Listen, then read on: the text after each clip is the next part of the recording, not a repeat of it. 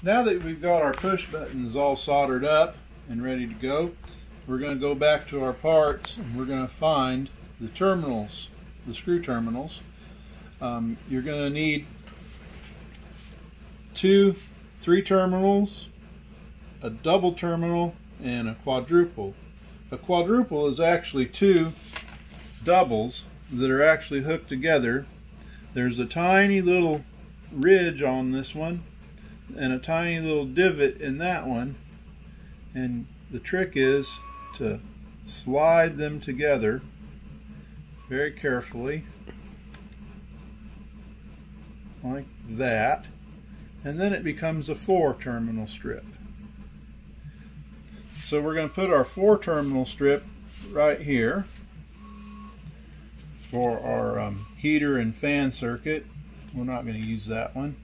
And then we'll put a 3 terminal strip here. This is where we'll connect to our LED array.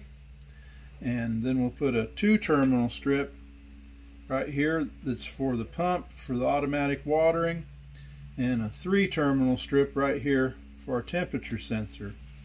And we need the screw terminals to face away, where you put the wire in and screw it down to face away from the inside the board. And once again, I'm going to cheat. I'm going to take a little bit of tape and tape them down where they aren't so prone to move around on me while I'm getting ready to solder them down. And sometimes I don't do this, but for the benefit of people who maybe have not soldered a whole lot and built a whole lot of stuff, we're going to go ahead and do this because it just kind of makes life simpler. And then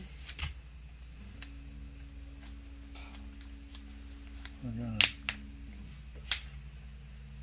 stick all that down like that, and that'll hold it while I flip it over. And then I can take and put my finger on it and hold it down. Make sure that our soldering iron is good and hot. I usually solder at about 650 degrees.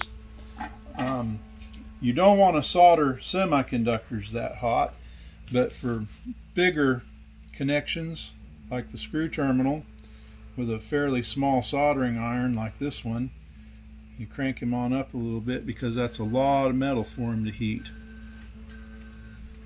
And then we just solder them down.